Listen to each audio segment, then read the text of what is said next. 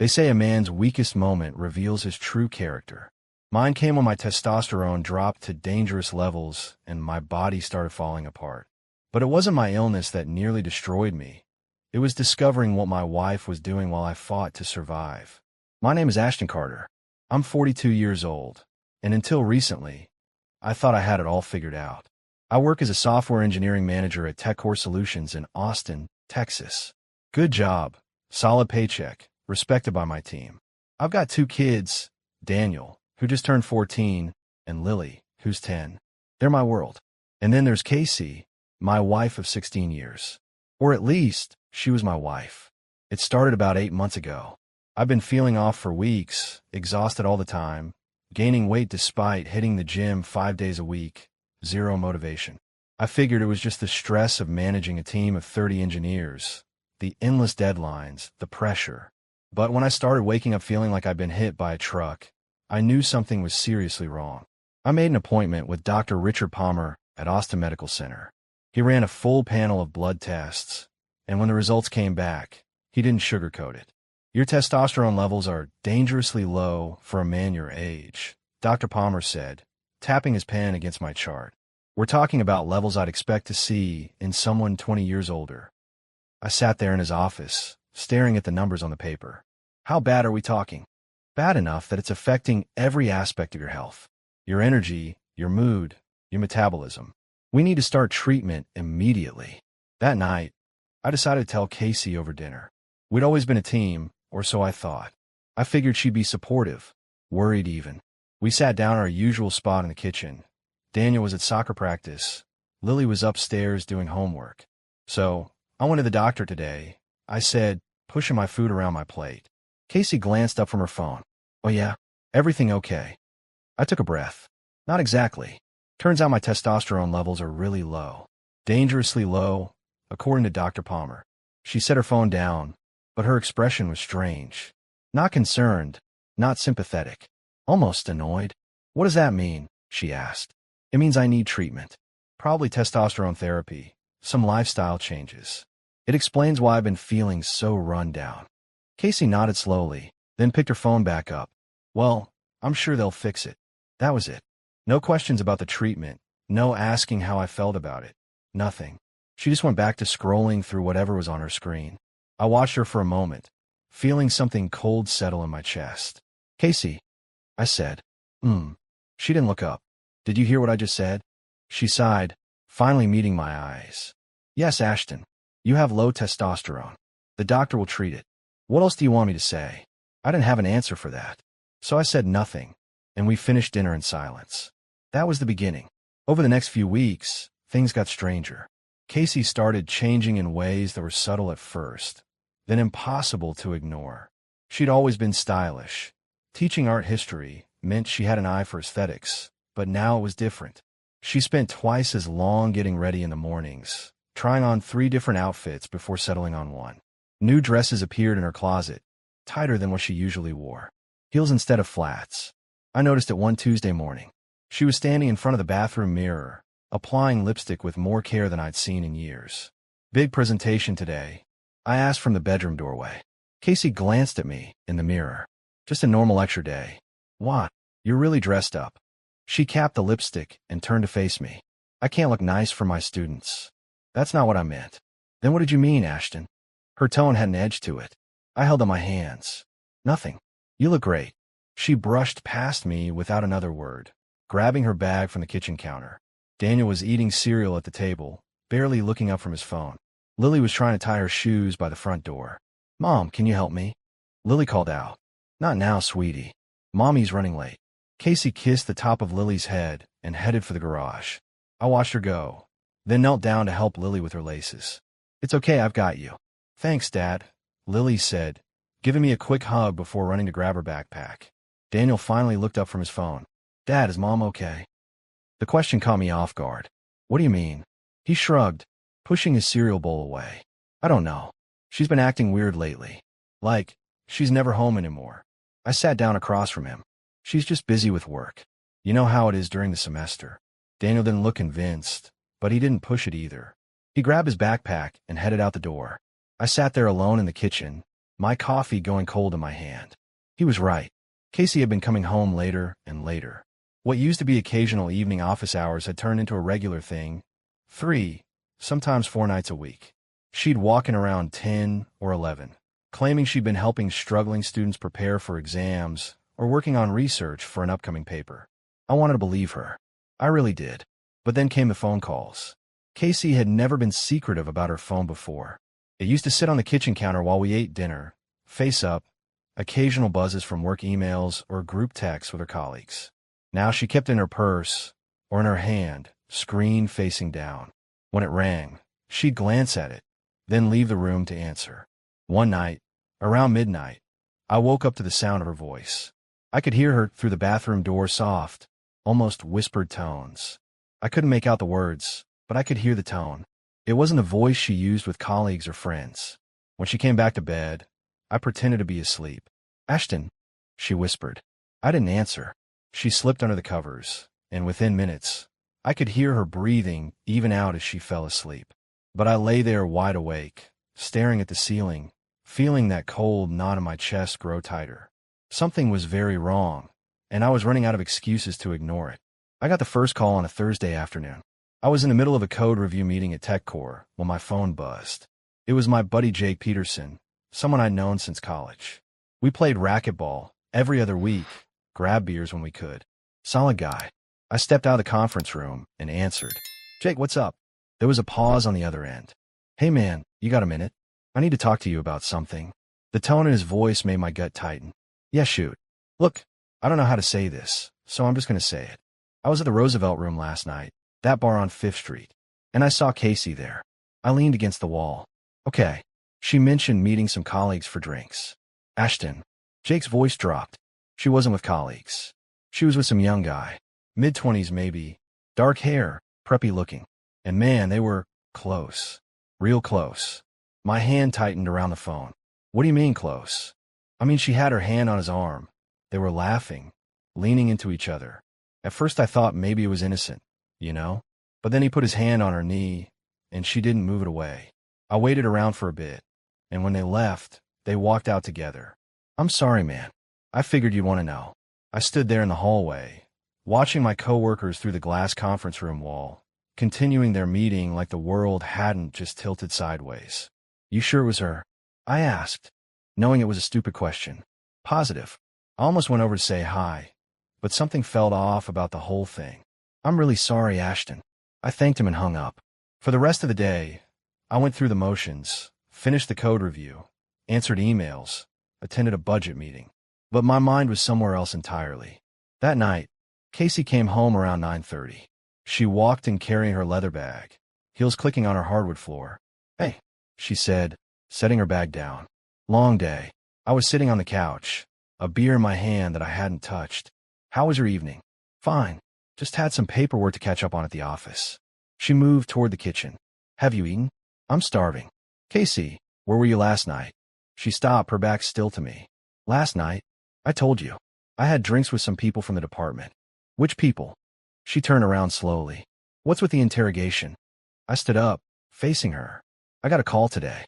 From Jake. He saw you at the Roosevelt Room. With a guy. A young guy." Casey's face didn't change, but I saw something flicker in her eyes. "Jake needs to mind his own business. So, you're not denying it?" "I'm not denying that I was having a drink with a colleague. One of the graduate TAs needed some career advice. That's all it was. Jake said you were all over each other." Her expression hardened. "Jake is mistaken. Or maybe he'd had too many drinks himself. I can't believe you're accusing me of something based on gossip from your drinking buddy." She stormed upstairs before I could respond. I stood there in the living room, my beer still untouched, and realized something. She hadn't asked me who the guy was. She hadn't seemed surprised or confused. She'd gone straight to defense mode. That's when I knew Jake wasn't wrong. 2 days later, I got another call, this time from Mark Sullivan, a guy I knew from the gym. We weren't close friends, but we spotted each other on bench press and talked about sports between sets. "Ashton, I hate to be the bearer of bad news," Mark said, "but I saw your wife yesterday. At Zilker Park. She was with some guy, sitting on a blanket near the trail.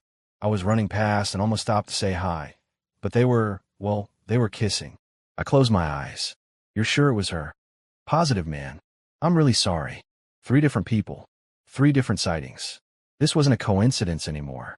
That night, I made a decision. I waited until Casey was asleep. Then I carefully took her phone from the nightstand.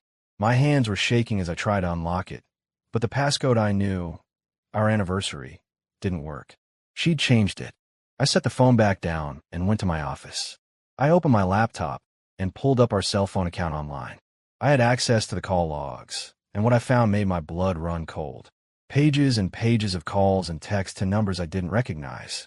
Some conversations went on for hours, starting late at night, and continuing until 2 or 3 in the morning.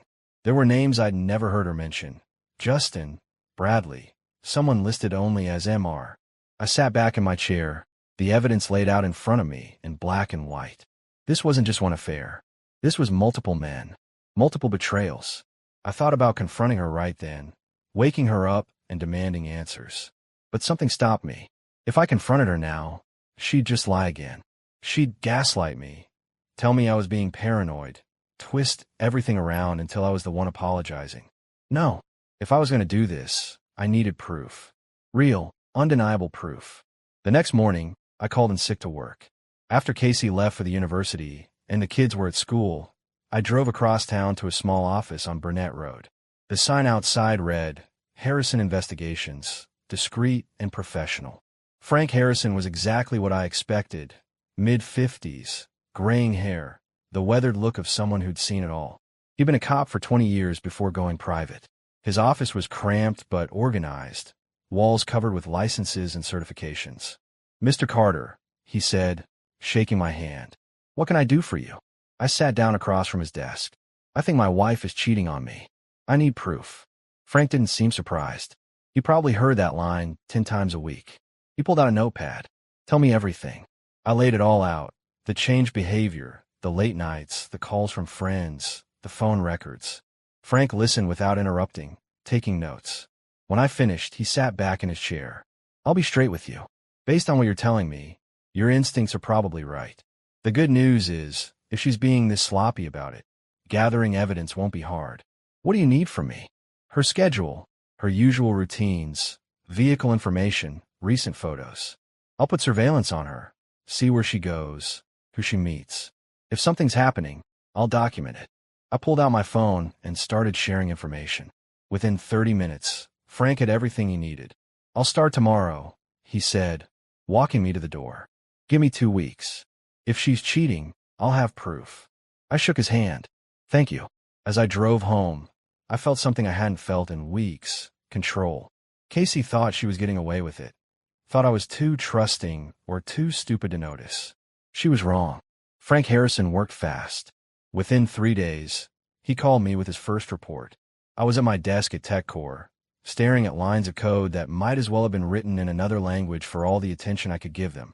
Mr. Carter, Frank's voice came through the phone, professional and direct. I've got something you need to see. Can you meet me in my office in an hour? My stomach dropped. That fast? Your wife isn't being careful. This won't take long. I told my team I had a doctor's appointment and drove to Frank's office. When I walked in, he had a laptop open on his desk, along with a thick folder. Have a seat, Frank said, his expression neutral. He'd probably delivered this kind of news 100 times, but it never got easier for the person receiving it. He opened the folder first. Inside were photographs, time-stamped, high-resolution, undeniable. Casey walking into an apartment building on West 6th Street. Casey sitting in an outdoor cafe with a young man, their hands intertwined across the table. Casey and the same man walking out of a hotel near the university. That's from yesterday afternoon, Frank said, pointing to the hotel photo. She told you she had office hours, right? I nodded, my throat tight. She was in that hotel for 2.5 hours. Same guy from the cafe. His name is Justin Winters, graduate student in her department, 26 years old. Frank clicked on his laptop, and video footage began playing. Casey and Justin entering the hotel lobby, laughing, his hand on her lower back. There's more, Frank continued, pulling out another set of photos. Different guy. Met him at Mozart's Coffee on Tuesday evening. This one was older, maybe 30. Dark hair, well-dressed. The photos showed them sitting close on the outdoor patio, her hand on his shoulder. Bradley Chun, Frank said, reading from his notes. Assistant professor in the English department. Divorced, 1 kid. I felt like I was watching my life burn down in real time. How many are there? Frank's expression softened slightly. So far, I've documented 3 different men. But based on her pattern and the phone records you provided, I'd estimate there could be more. She's been doing this for a while, Ashton. This isn't new. He showed me more. GPS tracking data, showing her car at various locations that didn't match her claim schedule. Text message metadata, showing hundreds of late-night communications. Hotel receipts, charged to a credit card I didn't know she had. What do I do with all this? I asked, my voice barely above a whisper. Frank closed the laptop and slid the folder across to me. That's up to you. But if you're thinking about divorce, this is more than enough evidence. No judge is going to side with her after seeing this. I picked up the folder. Its weight's somehow heavier than it should have been. Keep watching her. I want to know everything. You sure? Some guys prefer not to know all the details. I met his eyes. I'm sure. I want every single detail documented. Frank nodded. I'll keep on it. Give me another week. I left his office with a folder under my arm, feeling like I was carrying a bomb. The Casey I'd married, the mother of my children, didn't exist anymore. Maybe she never had. A week later, Frank handed me another folder. This one was even thicker. You were right to tell me to keep digging, he said as I sat down in his office. There are more. He laid out the new evidence methodically. A 4th man, some adjunct professor from another university Casey had met at a conference. A 5th, a graduate student she'd been tutoring privately. The photos were all the same. Intimate dinners, hotel visits, secret meetings. But the worst part wasn't the number of men. It was how calculated it all was. Frank had tracked her movements for 2 full weeks, and every single late night at the office had been a lie. Every faculty meeting had been a cover. She had a system, rotating between different men on different nights, keeping them all separate so none of them knew about the others.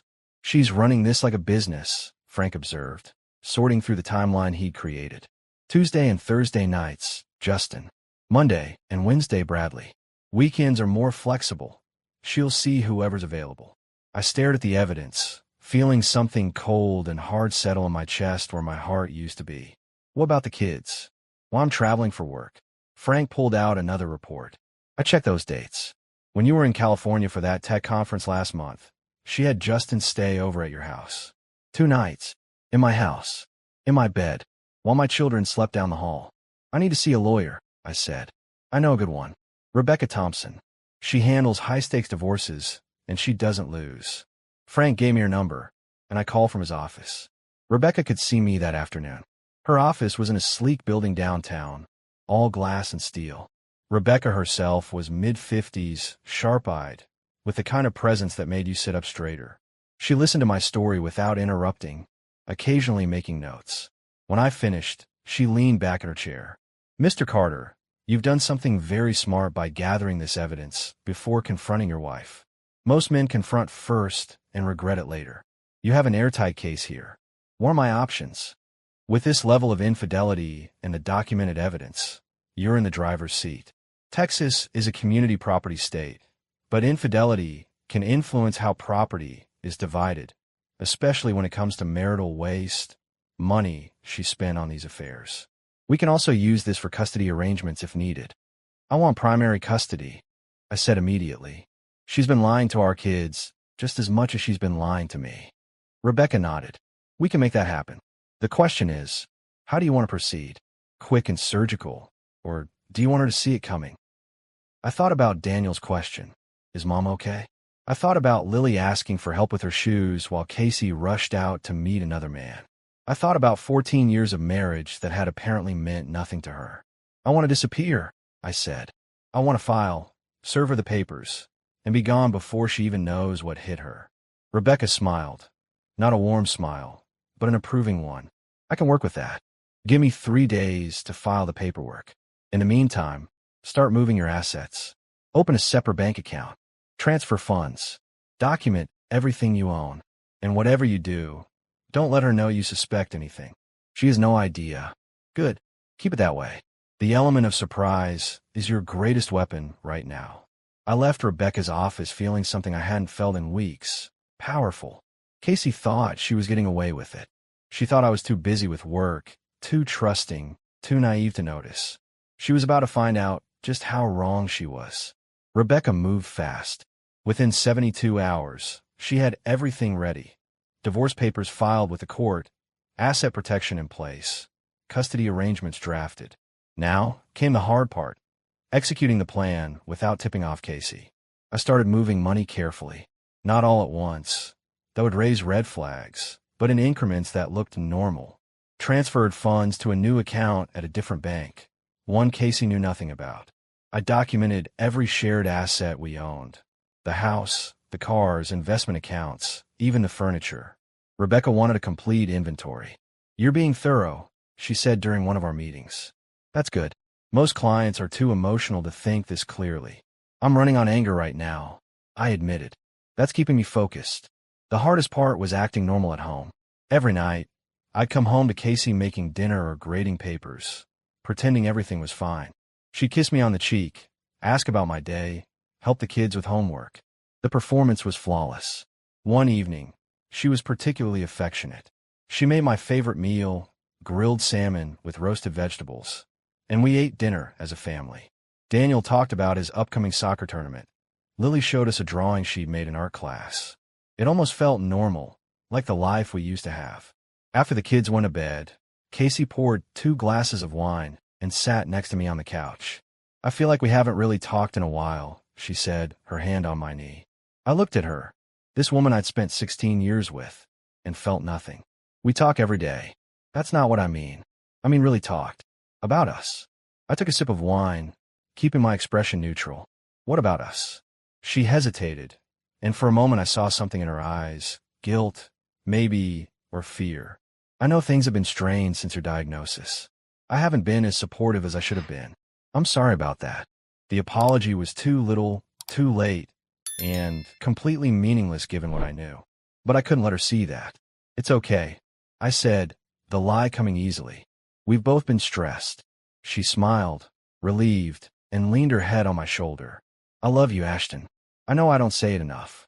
I stared at the wall across from us, Casey's head warm against my shoulder, and felt absolutely nothing. "I love you too." 3 days later, everything was ready. Rebecca called me at work with a final confirmation. "Papers are filed. Process server is standing by. When do you want to do this?" Rebecca asked. "Tomorrow. Friday. She has classes all morning, then office hours in the afternoon. Serve her at her office at 2 p.m. "And you?" "I'll be gone by noon. I'm moving into a furnished rental across town. Already have movers scheduled." "What about the kids?" "They'll be at school when it happens. I'll pick them up afterward and explain everything. I've already talked to a family therapist about how to handle it." Rebecca was quiet for a moment. "You've thought of everything." "I've had plenty of time to plan." That night, I barely slept. I lay in bed next to Casey, listening to her breathe, knowing this was the last night I'd ever spend under the same roof with her. Tomorrow, everything would change. Friday morning came. Casey got up early, like always, spent an hour getting ready. She kissed me goodbye at the door, completely oblivious. "Have a good day," she said, smiling. "You too." The moment her car pulled out of the driveway, I called the movers. They arrived within an hour, and we worked quickly. I took only what was mine: clothes, personal items, my office equipment. I left the furniture, the photos, everything that belonged to our shared life. By 11:30, the house was clear to my presence. I left my keys on the kitchen counter, next to a note that simply said, "Check your office at the university." Then I walked out the door and didn't look back. At exactly 2 p.m., Rebecca texted me. "Papers served." She knows.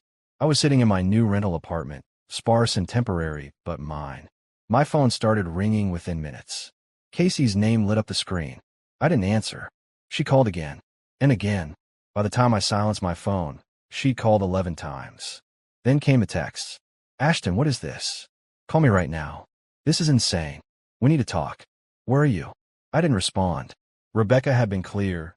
No contact until the legal strategy was set. An hour later, my phone rang with a different number. "Daniel." "Dad." His voice was shaky. "Mom just came home freaking out. She's crying and throwing things." "What's going on?" My heart sank. I hadn't wanted the kids to see her like this. "Where's Lily?" "Upstairs in her room." Dad, what happened? I'm coming to get you both. Pack a bag. You're staying with me for a few days. Dad. Daniel, trust me. Pack a bag. I'll be there in 20 minutes. I drove to the house faster than I should have. When I pulled up, Casey's car was in the driveway. Through the window, I could see her pacing in the living room, phone pressed to her ear. I walked in without knocking. Casey spun around when she heard the door. Ashton. Her eyes were red, mascara streaked down her face. What the hell is this? She held up the divorce papers, her hand shaking. It's exactly what it looks like. You can't just leave. We have a family. We can work through this. I kept my voice level calm. Work through what, Casey? Your affairs with multiple men? The lying? The sneaking around? Her face went pale. I don't know what you're talking about. I pulled out my phone and opened the folder Frank had sent me. Photos, videos, evidence. I held it up so she could see. Justin Winters. Bradley Chun. 3 others whose names I can't even remember because there were so many. Hotels, apartments, restaurants. Should I keep going? Casey's mouth opened, but no sound came out. For the first time since this whole thing started, she had no lies ready. I hired a private investigator. I continued. I have documentation of everything. Every lie, every meeting, every hotel room. It's all in those divorce papers you're holding. Ashton, please. Daniel. Lily. Let's go. I called up the stairs. Both kids came down, backpacks on their shoulders. Daniel looked between his mother and me, his face confused and angry. Lily was crying. Casey stepped toward them. Kids, your father is being irrational. Don't. I said, my voice hard. Don't you dare lie to them too. Daniel's eyes widened as understanding dawned. Lily just cried harder. I put my hands on both their shoulders. Come on. We're leaving. You can't take my children. Casey shouted. There are children. And according to the temporary custody arrangement in those papers, they're staying with me until the court hearing. You want to fight that? Call your lawyer. I guided Daniel and Lily toward the door. Casey stood frozen in the living room, the divorce papers crumpled in her hand, watching her family walk away. As we got in the car, I heard her voice one last time, broken and desperate. Ashton, please. I started the engine and drove away, my kid silent in the back seat, my marriage officially over. 3 months later, I walked into the Travis County Courthouse with Sarah Mitchell by my side. Yes, that's Sarah, the nurse who'd taken care of me during my treatment at Del Seaton Medical Center. We'd stayed in touch after my discharge, coffee meetings that turned into dinners, long conversations that reminded me what it felt like to be with someone honest. We weren't officially dating, but there was something there, something real. And today, I wanted Casey to see that I'd moved on. Rebecca met us at the entrance, briefcase in hand. Ready. More than ready, I said. The courtroom was exactly as I'd imagined. Wood paneling, high ceilings, the kind of place where lives got divided up and futures decided. Casey was already there with her lawyer, sitting at the defendant's table. She looked thinner than I remembered, tired. When she saw me walk in with Sarah, her face went completely pale. I watched her mouth open slightly, trying to form words that wouldn't come. Sarah noticed too and gave my hand a gentle squeeze. She looked speechless, Sarah whispered. Good, I replied. The hearing began. Rebecca presented our case with surgical precision. Every photo, every document, every piece of evidence Frank had gathered. Casey's lawyer tried to mount a defense, claiming the affairs were a result of my emotional unavailability during my health crisis, but it fell flat. Then came the testimony. Daniel, now 15, had chosen to speak.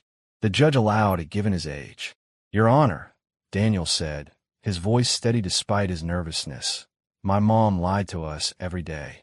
She missed my soccer games, my sister's recitals, family dinners. Also, she could be with other people. My dad was sick, and instead of helping him, she made everything worse. I want to live with my dad.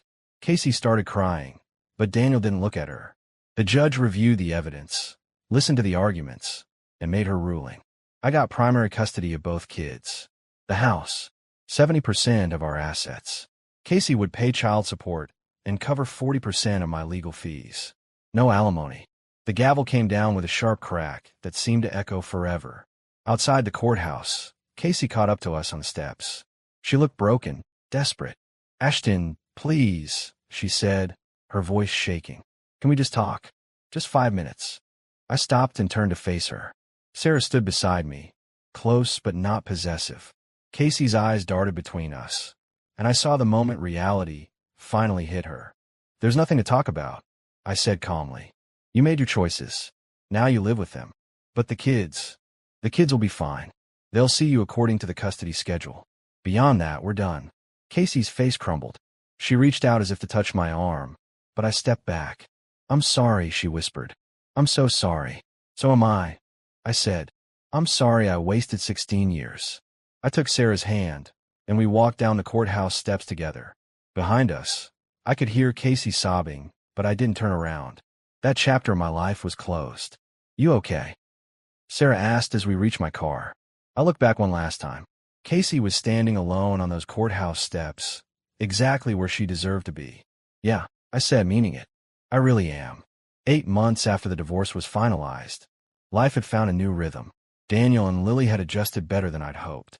We moved into a larger place in Mueller, a neighborhood with good schools and parks where Lily could ride her bike. Daniel had made the varsity soccer team and was thriving. The testosterone treatment had worked. I felt like myself again, energized, focused, stronger. I'd even gotten a promotion at TechCore, leading a new division. The illness that had once seemed like a curse had actually saved me. If I hadn't gotten sick, I might never have noticed what Casey was doing. Sarah and I had been officially together for 4 months now. She was everything Casey wasn't. Honest, present, genuinely caring. She got along great with the kids.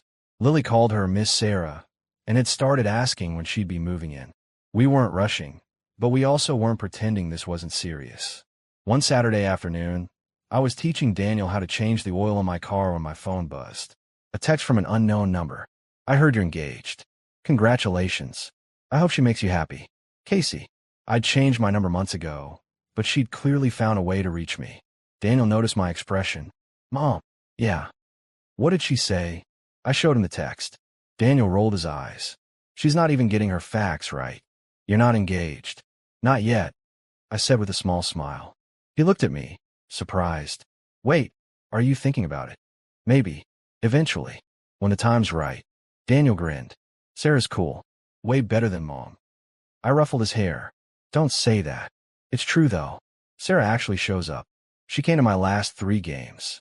Mom hasn't come to one since the divorce." He was right. Casey had visitation rights, every other weekend and Wednesday dinners, but she'd canceled more often than not. Always an excuse. Always something more important. That evening, Sarah came over for dinner. She'd brought ingredients to make her famous lasagna, and Lily helped her in the kitchen while Daniel and I set the table. It felt natural, easy, like a family. After dinner, Sarah and I sat on the back porch while the kids watched a movie inside. "You got a text from Casey today," she said. It wasn't a question. "How'd you know?" "You had that look. Like you'd stepped in something unpleasant." I laughed. "She thinks we're engaged." "Are we?" Sarah asked, raising an eyebrow, playfully. "Not yet." "But Sarah." I turned to face her. "I'm not looking to rush into anything. I just got out of a 16-year disaster. But I want you to know that what we have, it's real for me." She took my hand. "It's real for me too. And I'm not going anywhere." We sat there in comfortable silence, watching the sun set over Austin. My phone buzzed again. Another text from Casey. Probably. I didn't even look at it. That life was over. This life, the one I'd built from the ashes of my marriage, was just beginning. I had my kids, my health, my career, and someone who actually valued me. Casey had taught me an important lesson. Sometimes the worst thing that happens to you is actually the best thing. Her betrayal had freed me from a relationship that was slowly suffocating me. Her lies had forced me to rebuild myself into someone stronger. I thought I was losing everything. Turns out, I was just making room for something better. Daniel came outside. "Dad, Lily wants to know if we can get ice cream." "Sure, why not?" Sarah stood up. "I'll drive." As we piled in her car, all 4 of us laughing about something Lily said, I realized this was happiness. Not the performance of happiness I'd had with Casey, but the real thing. And I was never letting it go.